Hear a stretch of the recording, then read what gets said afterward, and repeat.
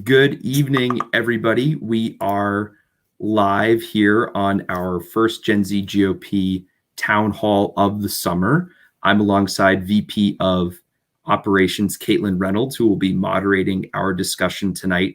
I just wanted to introduce her and introduce our organization really briefly before we turn it over to our conversation. But we're really excited to have everybody here tonight. Whether you're watching this live or whether you'll watch the recorded version of this after on our YouTube, on our Twitter, and on our, what's the other platform? Facebook, where the boomers are. Anyway, essentially, we are here tonight doing what we love to do best, amplifying voices on the Republican side of the aisle that are bringing our party into the future, making it ready for Generation Z, and talking about the issues that matter to younger voters. And I'll be brief. You can follow us on Twitter at GenZGOP.org or on Instagram at that same handle. You can sign up and join the movement at GenZGOP.org. Sign up, get involved. We'll be in contact with you very soon if you are to do that. But without further ado, I'm going to bring in Carlos Curbelo, former congressman from Florida, into the stream. I will shut up and we'll get this show on the road. Hello, Congressman. How are you? Good evening. Thanks for having me. I'm doing well. Of course. Thank you for being here. So we're just going to do a couple of brief introductions and then we're going to get this show on the road. Does that sound great? Sounds good. Amazing. Well, good evening, everyone. My name is Caitlin Reynolds, and welcome to the Gen Z GOP virtual town hall. I'm the Vice President of Operations for our organization, as well as your moderator for the remainder of this evening. I am pleased to be joined by former U.S. Representative for Florida's 26th Congressional District, who served in Congress from 2015 to 2019. In the House, this husband and father was consistently ranked as one of the most bipartisan members for his work to build consensus across the aisle on challenging policy questions. We're very excited to have him with us this evening. So please welcome Congressman Carlos Curbelo. You can also follow the Congressman on Twitter and Instagram at Carlos L. Curbelo and learn more about what he is doing now that he is out of Congress, but still being a civil servant to us all. So, for tonight, our topic is going to be consisting of the evaluation of the failures of communism, specifically spotlighting the current situation in Cuba. Recent turmoil and strife has overwhelmed the country in the wake of economic crises that have worsened by the coronavirus pandemic. Some of the areas that we at Gen Z GOP hope to focus on include the manner in which these events have affected Generation Z and how the United States can be a friend to the Cuban people.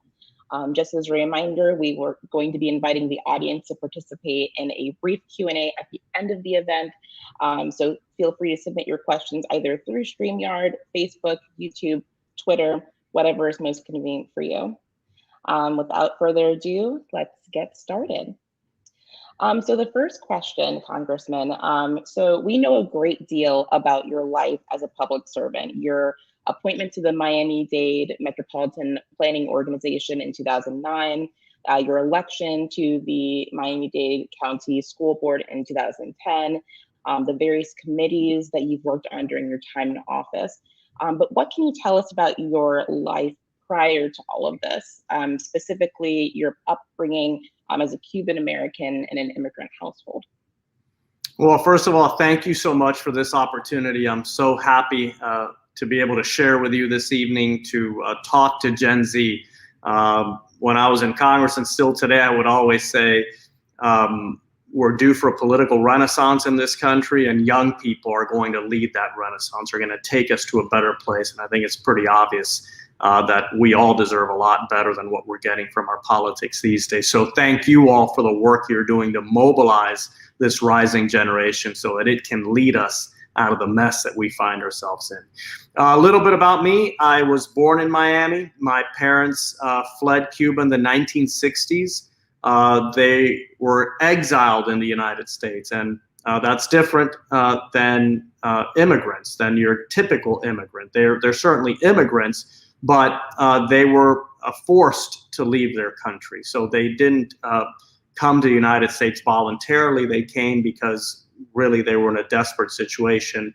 All sorts of rights were being canceled in Cuba. People were being imprisoned, even executed for their political beliefs. So it was just a very difficult time in the country. And thankfully, for so many Cubans, the United States opened its doors and welcomed our families into this country. So my parents had met in Cuba. They had dated a little bit there and then found each other again in the United States and got married.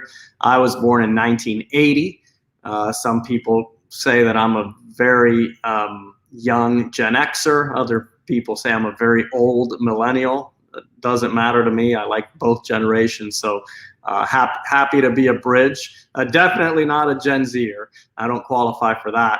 But I grew up here. I lived here all my life. I went to the University of Miami. I developed an interest in politics from a very early age. I'm an only child of older parents, so there weren't too many kids to play with a lot of the time. So I would get into adult things, and certainly politics was one of them. So when I was 15, I had my first internship at a congressional office over the summer, learned a lot, really improved my writing skills there, and just kind of learned what congressional offices do and how they can help people with everything from getting a passport to getting your Social Security benefits or adjusting your immigration status. And then the next summer, I was able to page in the U.S. House of Representatives. That was a special program that regrettably no longer exists. They would take in the summer young people who were either going into their junior year or going into their senior year of high school, and you could spend about a month in the Capitol working, and you had full access to the Capitol. It was really a special experience for me. I think that a lot of the confidence that I eventually developed in politics was born out of that early experience where you're a kid essentially, and you're walking the halls with these very powerful people who get to vote and make big decisions for the country. Little did I know that I would have a vote on the House floor one day, as was the case between 2015 and 2019. I grew up with a great sense of appreciation for the United States. I think, generally speaking, immigrants, exiles, refugees have an outsized love and appreciation for the United States because it's the country that received them at a difficult time. It's the country that gave them an opportunity to be free to work. And we have to remember that's why people come to this country, because they want to be free and because they want to work. It's easy to complain about immigrants. It's easy to marginalize those, especially those who come to our country illegally. But we have to remember, even though we should insist on a legal immigration system and people shouldn't violate our laws, a lot of people who are coming here are very desperate, and what they want is either the opportunity to be free or the opportunity to work. So keep that in mind, because that was my family's story, and thankfully they did get that opportunity, and they made their own contributions to our great country. So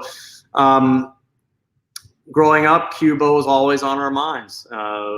Again, the difference between exiles and immigrants. When Cubans came to the United States, they always thought they would have the opportunity to return to their country. They thought that, the Castro era would be short-lived, and that then they could return to their homes, to everything that they left behind. Obviously, that really didn't happen for almost anyone. And but it was just always there. And growing up, people in my family and eventually myself, we were reading the news about Cuba, turning on the radio to see what was happening in Cuba. So I grew up with a deep, profound love and appreciation for this country, but also very aware of my roots and what my family lost in the 1960s.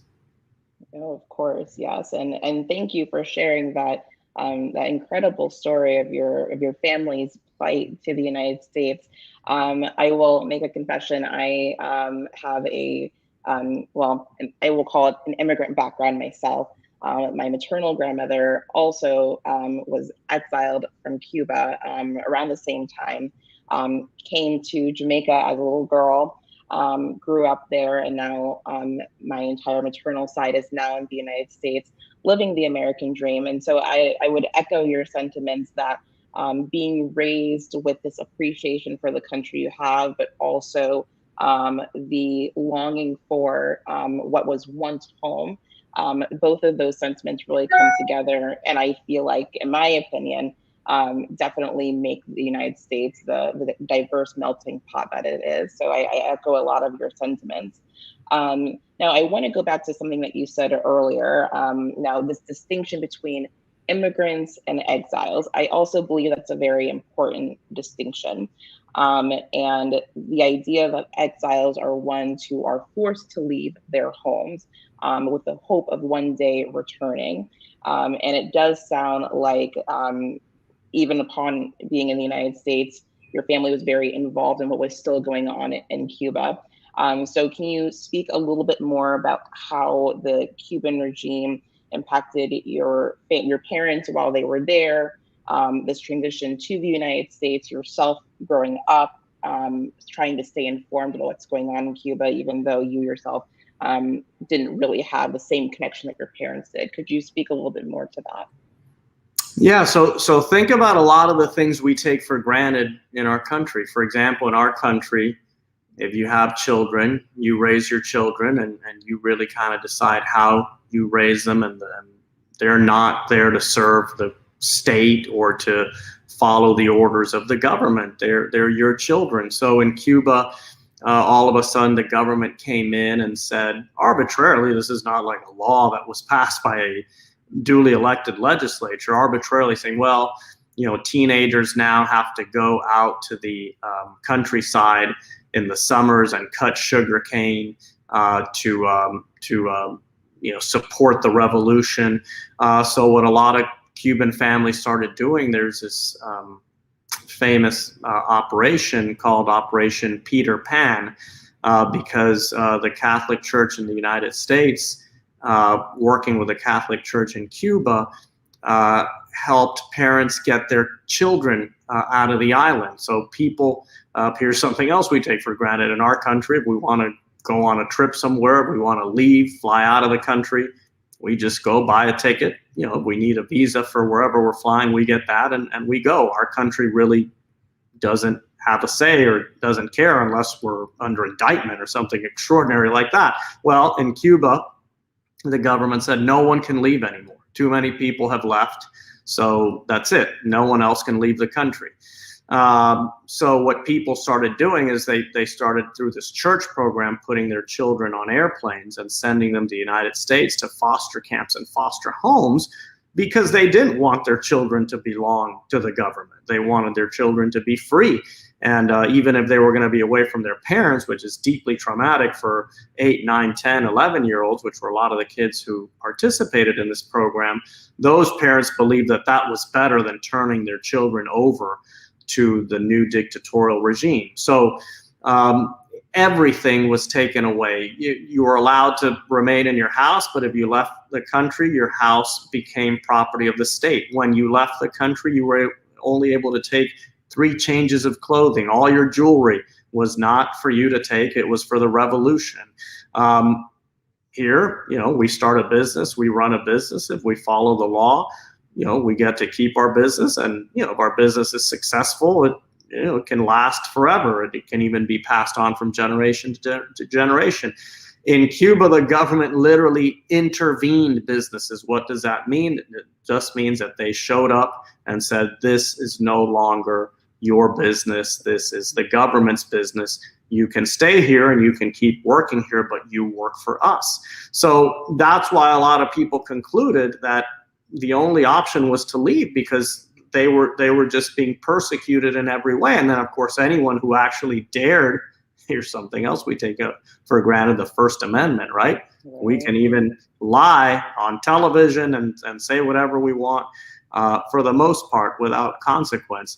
Well, in Cuba, if you spoke against the revolution, you were arrested. If they believed that you were dangerous enough, you were condemned to 20, 30 years in prison.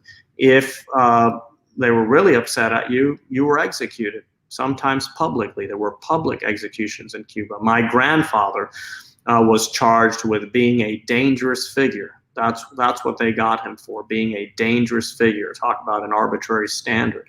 And he was in prison for 12 years just for his political beliefs, just for being opposed to the Cuban Revolution. They released him 12 years into a 30-year sentence because he developed Parkinson's, and they don't like to care for sick political prisoners in Cuba, so they freed him. I mean, just imagine our lives right now in this great country being completely turned upside down, and all the freedoms that we appreciate and enjoy being canceled overnight. That's kind of what it was like in 1959 and the early 60s in Cuba. That is incredibly moving to think that just in a matter of, and I know especially the takeover of Castro was very sudden. And so to have this like change in lifestyle practically overnight, it could only, I mean, I can only imagine how traumatic that would be for people like your parents, your grandparents. Now, a lot of the things that you mentioned, everything belonging to the government, you are pretty much the government's property, more or less, and you just do the bidding of the government.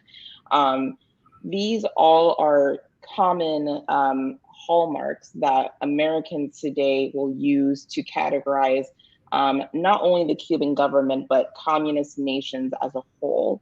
Do you believe that these ideas are naive, preconceived notions rooted in bias, or do you believe that some of the negative perspectives that many Americans have are legitimate? And yeah. Look, so I believe that communism is bad, and that, you know, socialism is bad and detrimental to human flourishing. I think that the more freedom people have, the more they can be themselves, and the more they can work towards fulfilling their dreams. And that's different for different people. A lot of people think when we talk about people fulfilling their dreams, that means getting rich. It doesn't mean getting. For some people, it means getting rich. For other people, it means starting a wonderful nonprofit that they're passionate about. For others, it means teaching, or being an architect, whatever it is. And here's something that's absolutely true, which is why we should always have, and I think conservatives for a long time have had in our country, a healthy skepticism of government. The more government grows and the bigger the role of government in society, the less space there is for human flourishing. Okay, the government obviously needs to guarantee a level playing field, needs to stop people who try to cheat, who commit crimes, needs to help people who are in need, people who may have lost a job, people who are disabled, people who are undergoing hardship. Our government should be compassionate, but the government should not be at the center of society. The country should not revolve around the government. The country should revolve around the choices and the ideas and the work of its people. And the government should organize itself around that to make sure that that environment is as healthy as possible. Talk about another issue that the government should be involved with, right? Our environmental health, because we know that in order to flourish, to have a growing economy where there's opportunity, we need a government that makes sure people aren't abusing of our natural resources, that people aren't polluting. Just like we don't want people throwing litter on our street, we also don't want people polluting the air. So I've always been very passionate about Republicans engaging in environmental politics and policies, because I do consider it a legitimate role of government. But is our government here overgrown? I certainly think it is. Has the pandemic been a major contributor? Yes, but I think it was overgrown prior to the pandemic. And I think in order to stop moving toward that model of societies where everything is organized around the government, we really do need to get our fiscal situation under control in this country. We need to get government spending under control. Monetary policy needs to be realistic. Otherwise, it's not that we're going to become a communist nation, because I don't think the American people would ever stand for that. I know you and I certainly wouldn't. But we will get closer and closer to that, and we don't want to get closer to that. We want to be what this country has always been all about, a place where people can come to work, to fulfill their dreams, and to be free, to be themselves. Whoever you are, whatever you look like, whatever your interests are, you're welcome in this country, because our country is not about any specific culture. It's about a way of life. It's about the American idea, right? That everyone should flourish and grow. And as long as you play within the rules, you can be free and do whatever you want.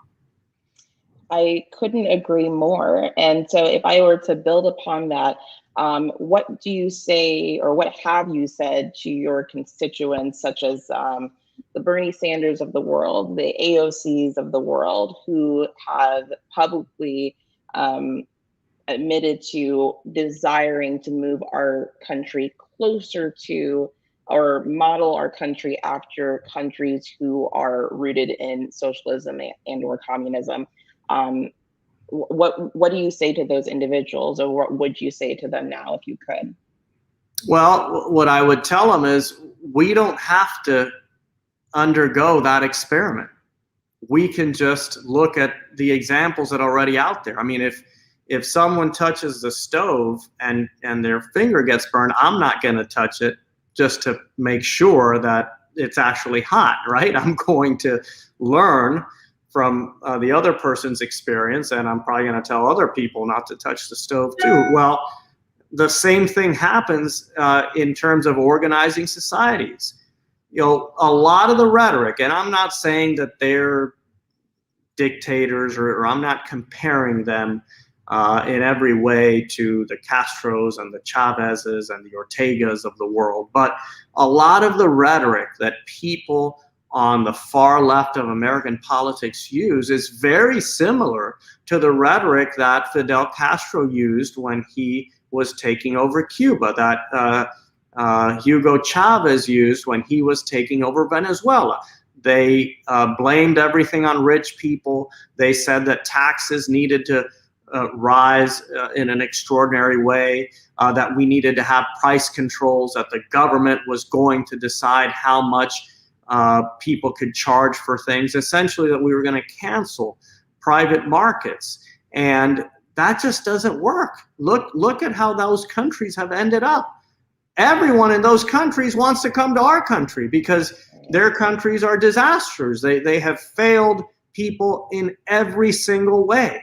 So we don't need to conduct those experiments, and we certainly should not sow the resentment in society that a lot of people in other countries have done and have devastated their societies.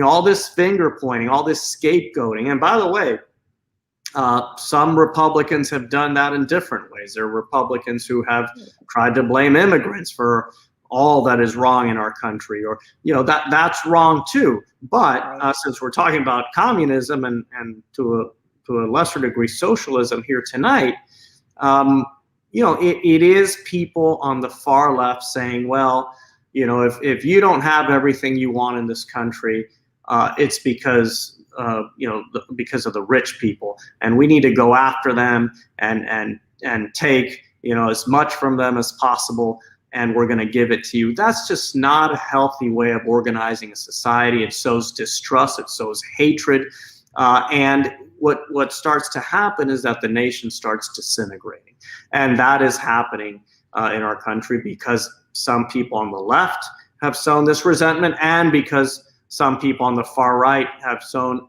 other kinds of resentment that are also extremely damaging to the national fabric. So I really think we need to get back to a healthy place where we say, this is the land of the free.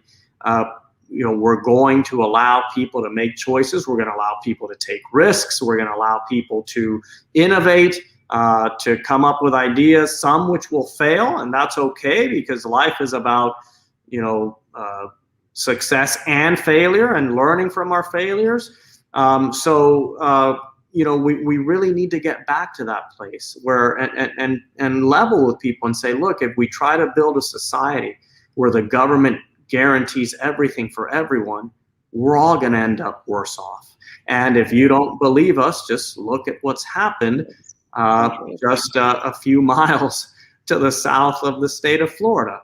So again, let's learn from these examples, and let's not commit the same mistakes that other countries have made.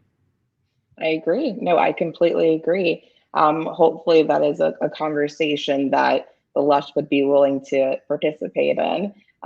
It's a wrong thing to ever want to criticize another country's way of living or the way in which they go about exercising their own rights and actions for their own people. But like you said, if something doesn't work, it doesn't work.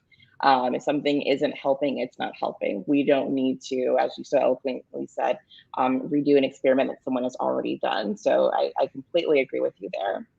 Now shifting gears just a little bit. On July 31st, we had the US impose sanctions on the Cuban police force, two of its leaders, at that same time as well, in response to the government's crackdown on protesters and other dissenters.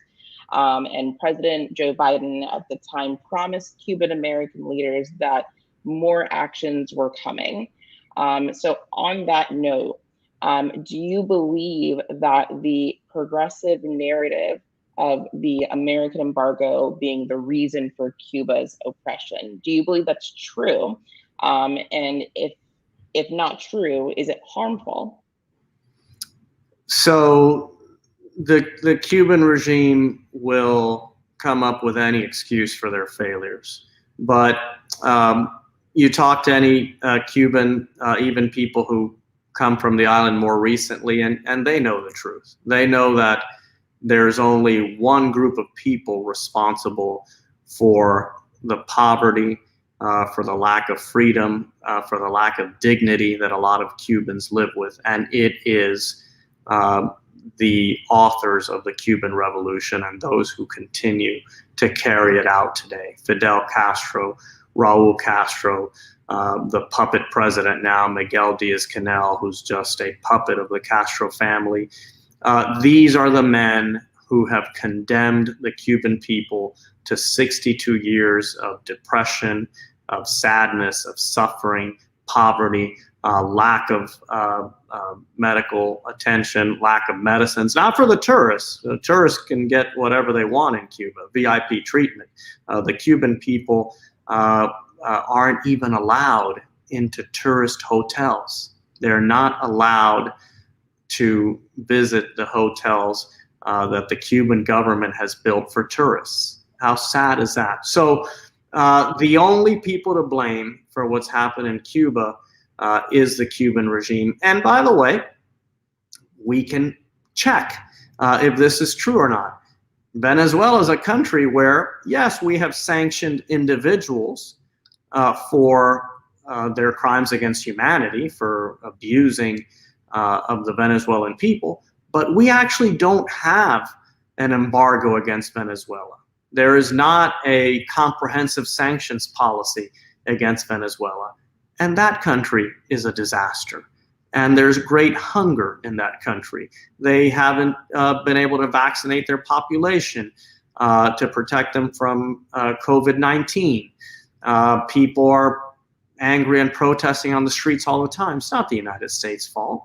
The reason we have an embargo against Cuba is because in the 1960s, when the Castro government was taking property away from its own citizens, it was also stealing property from American citizens and American companies. And we said, well, if you're going to steal from Americans, we're going to punish you. And that's why that policy is in place. And that policy has actually been beneficial, not just for our country as a retaliatory measure, but for many other countries as well, because here's what the Castro regime used to do when they actually had a lot of cash.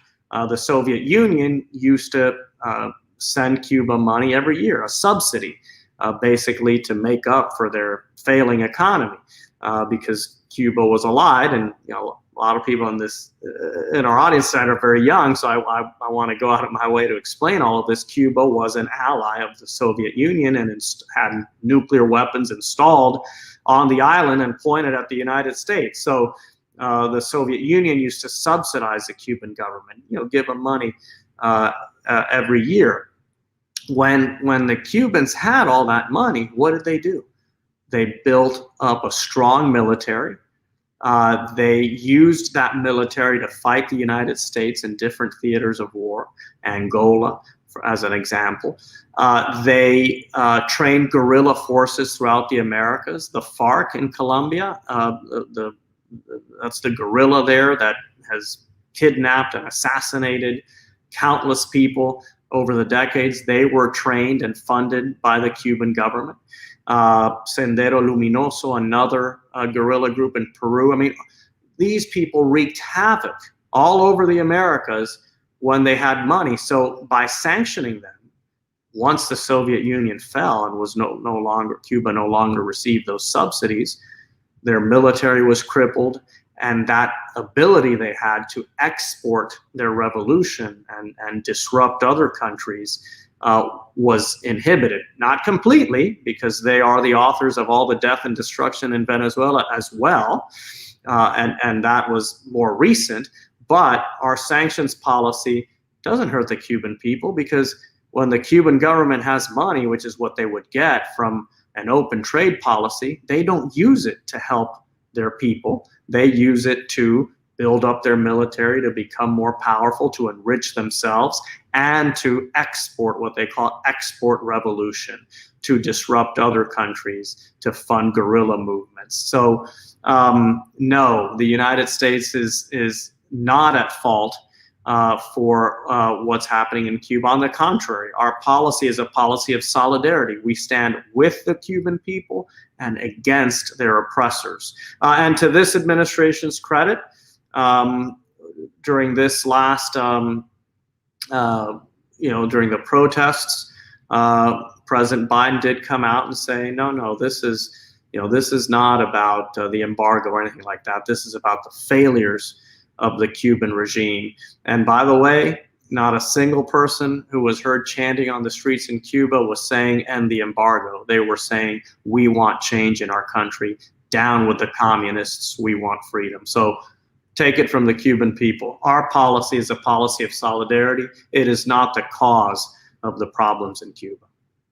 And so well said. And I'm seeing some of our audience members are already sending so many questions about other situations in which the United States has inserted itself in other countries' political affairs. And the question being, does it rest on the shoulders of Americans and the American government, or do we go back to these original countries and talk about, well, what have you done to play a role in this? But we'll get to those questions soon, but everyone seems very eager to hear your thoughts. So our next question that we have, so how valuable would you believe that, well, let me find another way to say this. How important is it to the Cuban people that their struggle remains prominent in Western media? And this is not even just limited to the United States, but in general, is it critical that their plight remain in the spotlight of the media that we see? It's super important. Look, we live in a fast-paced world. There's a big story every day. Obviously, Afghanistan is the big story now. COVID is in the background as a major story that really hasn't gone away since March of 2020. So there's this competition for attention, right? And it's very easy to forget a relatively small island like Cuba with 11 million people who are suffering, who are hopeless, who are condemned to a life of misery under the Castro regime. One of the things we can do to help those people is to continue saying the truth loudly to the whole world about what's happening there, hopefully to build some international solidarity, hopefully to get other countries to say we're actually going to join the United States and punish the Cuban government because what they're doing to their people is totally unacceptable. It's been 62 years. That country deserves something better.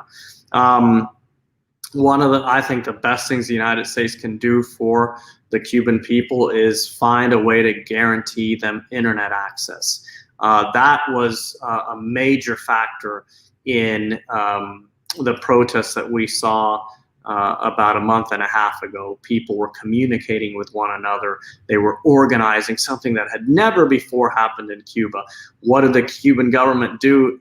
As soon as the protests erupted, they shut off the internet on the whole island because number one, they don't want Cubans communicating with one another, and they certainly don't want Cubans communicating with the outside world and showing the rest of the world what the Cuban regime is capable of. So we need to keep telling this story, and we need to find a way to empower the Cuban people so that they can communicate with one another and so that they can share with the world what's happening to them. We have obviously an embassy in Havana that would have the capacity to establish a fairly strong internet signal. We also have Guantanamo Bay, a naval base on the other end of Cuba that could also support these efforts. We should activate those resources to try to help the Cuban people communicate. Absolutely. And historically speaking, and I'm sure anyone who's done even one history class knows that when you take away education, when you take away the ability to communicate, is how you keep the oppressive regime intact. Ensuring that, yes, communication with the outside world, but also using communication as a method of solidarity, to know that I'm not the only person feeling like this, to know that my neighbor has the same concerns that I do. The social media and the technology that we have now compared to the 60s is like light years ahead. And it's good to see that even though there are complaints about the harms of social media and the harms of where technology can go, that we're still able to see it play a positive role in the way in which other countries interact with one another, and how we can bring things like oppression and fascism to the light and address them accordingly. So definitely want to echo everything that you just said there. And we have more people who are also interested in the same topic. So just a final question, just in closing and summarizing everything that you said. If you wanted the American people to know tonight about what are the dangers of communism and what are the things that you should know about Cuba, well, actually just that. What do you want the American people to really take away from? I know the point you're getting at, and it's really the fundamental question here. It's, do you want to believe in yourself and your family and your neighborhood and your friends, or do you want to trust in the government to be the protagonist in society? Who do you want to be in charge? Who do you want to be in charge of your destiny? Yourself, your family, the people around you, or the government, an important entity that we have put together to protect us, to guarantee fairness in society. But we're not talking about fairness. We're talking about protagonism. Who decides what our country looks like, what we invest in, what kinds of enterprises excel and which ones fail? It shouldn't be the government. It should be each one of us with the choices we make every day. And those are the societies that are most successful. I mean, our country became, and I don't apologize for this, there are many great countries, but our country is the greatest country in the history of the world because we believed in individuals, families, communities, and towns. George Washington did something extraordinary. He was given the opportunity to be king, to be dictator. He was so admired that they would have let him do anything. They would have let him stay in the presidency until his death. He chose to relinquish power. When he became president, he voluntarily canceled his own military commission and said, no, I'm no longer a general. The military is not in charge in this country. Regular people are in charge, civilians. So that's the example we should follow, the one that got us to be the greatest country in the world, the place where everyone who wants to leave their country wants to come. Maybe not everyone, but a whole lot of people, right? More than any other place. So the American Revolution, one of the few good revolutions in the history of the world, the reason it was good is because it was about returning power to people. It was about dispersing power, not accumulating it in the form of the state or the government. So, you know, that's maybe a little too deep or a little too high for the conversation we've had tonight, but that's really what it's about. So do we need a healthy government that can, you know, care for the needy and guarantee fairness and, you know, make sure we have a military to protect us from others and make sure we have good environmental policies so that we don't hurt ourselves? Sure. But should that government be at the center of society? Should it be the protagonist, the final decision maker in a country? No, it should be us. Each one of us in our homes, in our communities, in our towns, when we go to the grocery store and decide what we want to buy, what we want to eat tonight, right? In Cuba, the government decides what people eat. You get a booklet that says this week you're entitled to the following goods. And that's what you're having that week, unless you have family in the United States that sends you money, and then maybe you can go and find other things. But otherwise, you're eating what the government wants. That's an extreme example, but we should try to stay as far away from that example as possible. That's the message that I want to share with everyone. Well, thank you so much. Amazing words of wisdom, and more words of wisdom that we will probably require from you from our Q&A, as we have a lot of people who are commenting here.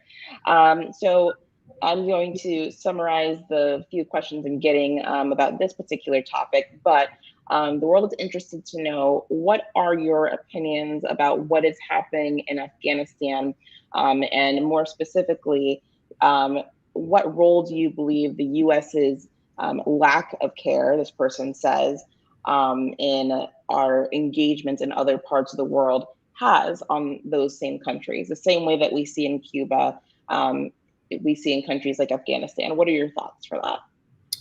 Look, what's happening in Afghanistan is a terrible embarrassment, not to just the United States, but to the Western world, because Afghanistan was a NATO mission. It wasn't just an American mission, even though we were obviously the most prominent party there. I visited Afghanistan in 2016. I met with many Floridians who were serving our country there, keeping the peace, making sure Afghanistan did not once again become a safe haven for terrorists.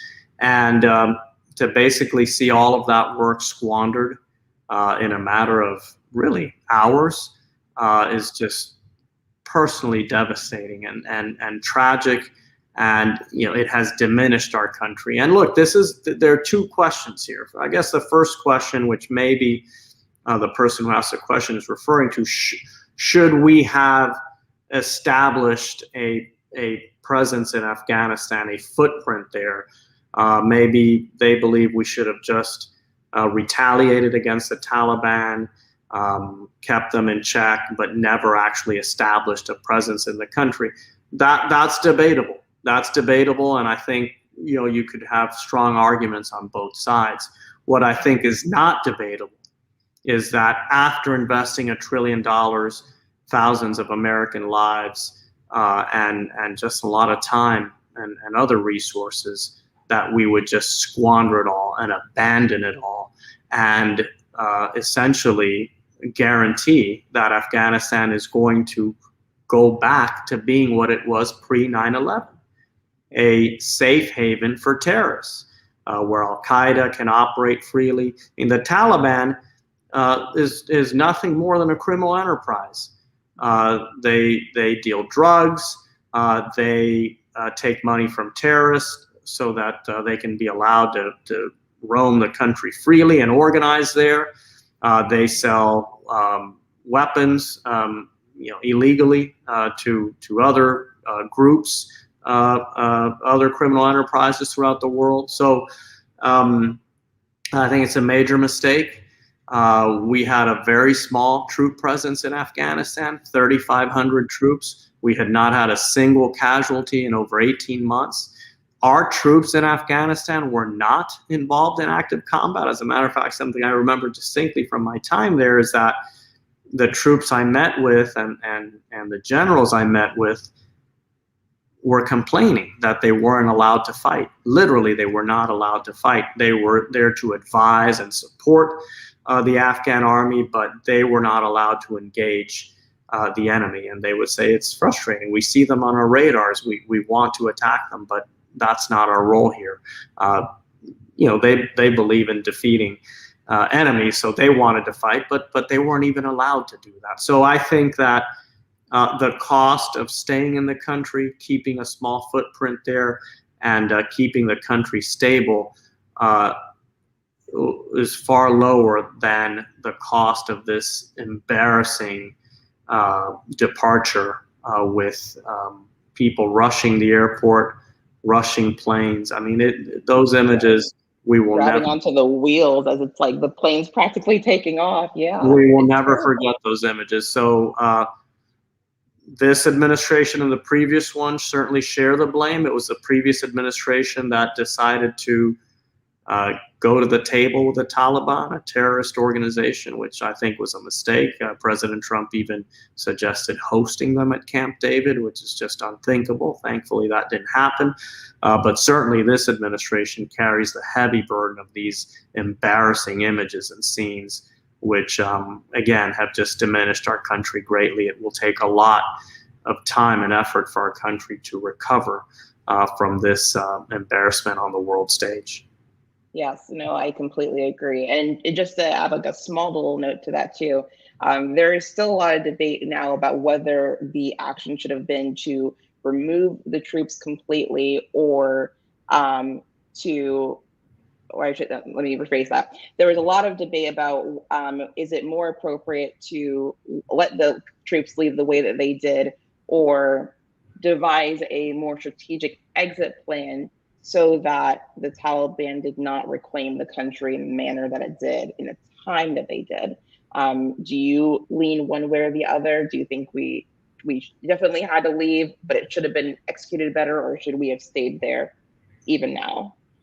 Look, we have troops stationed all over the world, in far larger numbers than we had in Afghanistan. And a lot of people don't like that. They're against that, but we have to remember that there is a cost associated with being the only superpower in the world. We, in order to be the leading economy in the world, in order to have the quality of life that we enjoy in our country, we need a peaceful and stable world. And if we're not willing to pay that cost, some other country's going to do it. The Chinese would love to be the protagonists, main protagonists in the world. They would love to be the guarantors of peace and stability. I mean, I wouldn't like that, because the world, I think, would be very different and more dangerous and more dictatorial in nature. But there is a cost associated with it. So yes, we do have troops on the Korean Peninsula. We have troops all over Europe. We have troops in Japan. And while it's easy to say, well, no, everyone should just come home and let the rest of the world fend for itself, That's very dangerous. That's how we get World War I and World War II and 9/11.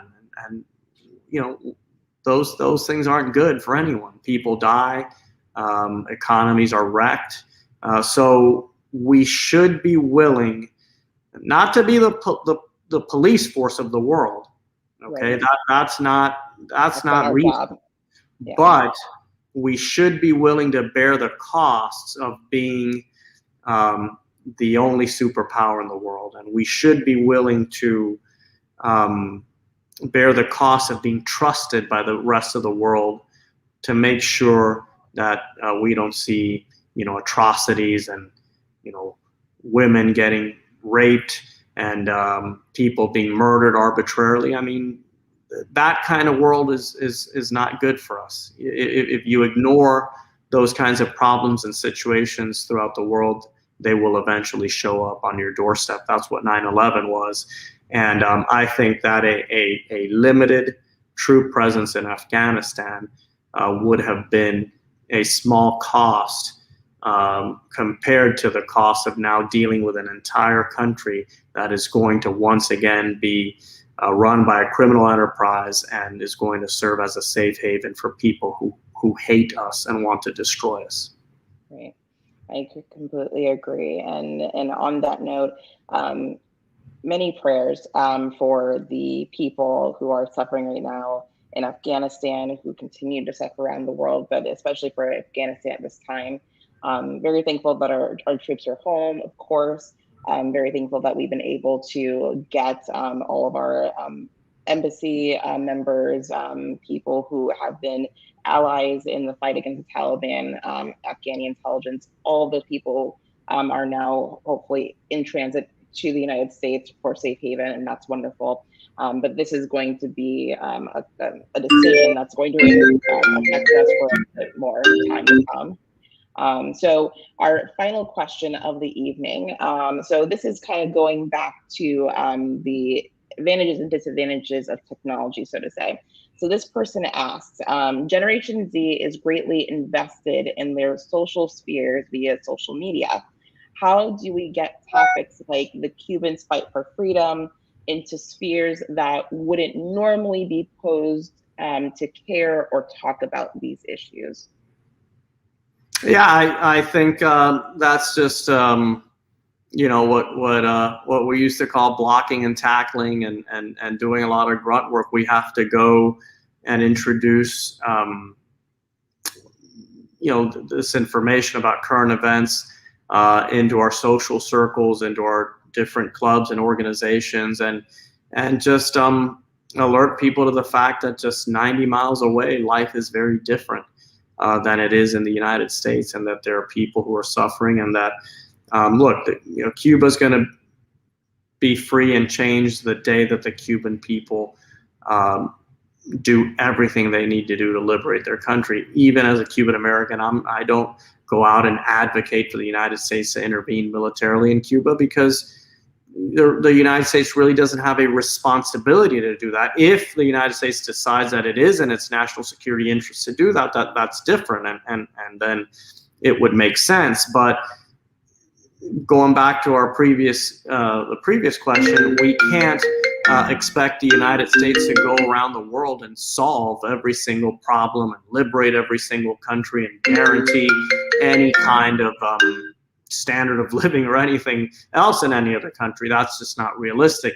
But we can demand that the United States have a policy of solidarity with people who are oppressed and want to be free. We certainly did that in South Africa to force out the apartheid regime there. We've done that in many other cases. When the European Union was coming together, Spain was under the Franco dictatorship, and they were given a choice. You can either become a democracy and join the European Community of Nations, or you can stay a dictatorship and you'll be excluded, right? We want the good countries in the world, the countries that share our values, to support people who are fighting for those same values. And there's a lot of people in Cuba who just want to be free. They want to have a country where they can make their own decisions, where parents actually have rights when it comes to decisions they make for their children. That's all they want. And what we have to do is just echo those people. And when you see those videos, that footage out of Cuba, people being beaten, repressed, the government going into people's homes and extracting people who allegedly were protesting because someone ratted them out. Make sure people see that, because it's real and it's happening. Number one, it's going to make them sympathetic to these victims of oppression and hopefully turn them into advocates for those people. And number two, it's going to help us appreciate the great blessings of a constitution that guarantees some basic but important freedoms that we enjoy in our country. And anytime we can appreciate more what we have is a good time. So again, because that was the last question, I just want to thank you. It's been a great pleasure to have this dialogue with you. You're a great interviewer. So maybe you want to, work in media because you're good at it. And equally as important, to thank the many people who watched, who joined us tonight, and especially those who submitted questions. I hope we get to do this again in the future. Absolutely. Thank you so much for your time, Congressman, for your words of wisdom, for your experiences, and for being a part of this evening with us. We hope that we can host you again very, very soon. Thank you. You all have a good night. You too. Bye-bye.